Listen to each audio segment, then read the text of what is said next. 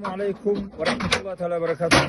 Братья и сестры, мы сегодня находимся в здании фермы, бывшей фермы, а до этого оно было кладбищем. На этом кладбище, вы видите, здесь похоронены, именно где мы стоим, находится могила Али Кабира. Али Кабир — это большой алим, ученик Ахмада Ямани. Это человек, который написал книгу Мухтасар, который изучает всех мадраса на Кавказе шафийского масхаба. Это главная книга по акиде, без которой дальше не изучается науки. Вот в этом коммунисты построили ферму в этом месте.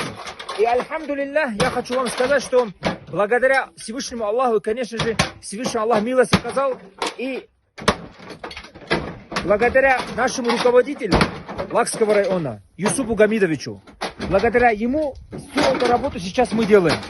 Это он, по его приказу, постановлению, вот эта ферма, бывшая ферма сейчас становится, дальше у нас будет зиярат.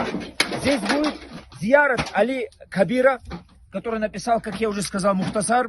Здесь все будет облагорожено и убрано от всего этого наджаза.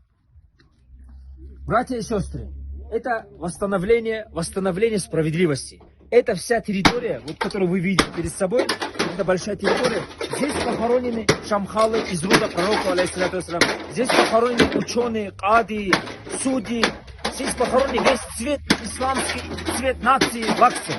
И этот цвет коммунисты, когда они пришли, из всего этого сделали ферму, чтобы уничтожить.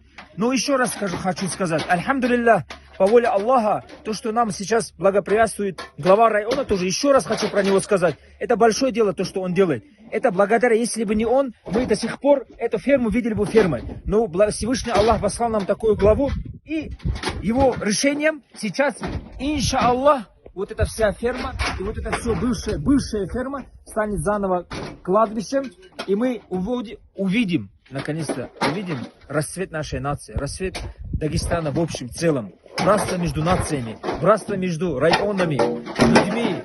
Иншаллах, чтобы это стало началом, иншаллах, чтобы это стало первым кирпичом в фундаменте нашей цивилизации ислама, нашей религии, наших районах.